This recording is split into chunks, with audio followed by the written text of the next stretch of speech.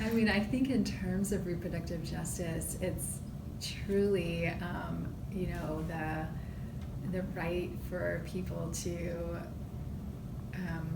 have, you know, give birth to a child, plan their family, raise their family, not plan a family, not have a family, and do that in an environment that is supportive. So I think, again, just kind of at the heart of it, it's how can we best value people, value the choices that they make, support those choices, whether they're in a prison, in a jail, in, you know, an affluent neighborhood, whatever it is, just trying to value people and support them, hopefully in a broader system that allows people to thrive, families to thrive, women to thrive in those choices. Yeah.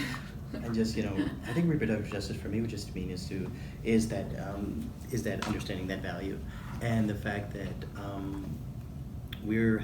there's actually two people that are involved here, two individuals, you know, or maybe more. Yeah. But you know, the fact is just, you know, we felt it for a child, you know, just trying to make it as, you know, least traumatic as possible.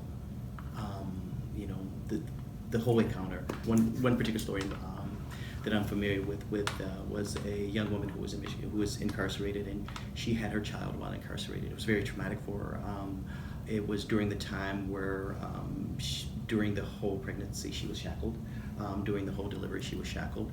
And she did, after spending some years in prison, was released. However, that child that she had during incarcerated is now in prison.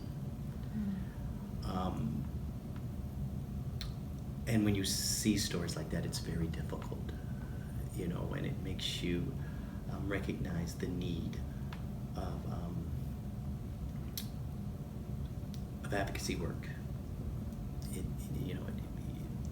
It shows you the need that there is a population that has been grossly neglected, and we should make every effort possible in order to address that population and to provide as much support,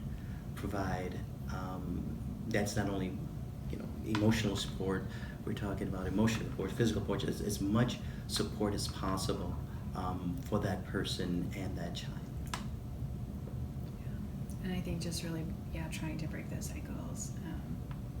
I think Michigan is maybe the third, or it's up in the top 5, I think, of children who have at least one parent who's been incarcerated or is incarcerated during their, childhood years up to age 18. So it is a real need here in terms of breaking those cycles so that children have a better way for their have an opportunity, have a chance, you know, to live a good life, you know, and inevitably that's what it comes down to, you know, what can we do in order to create a pathway for that child to have a good, productive life. So for me, that's what the work is centered around.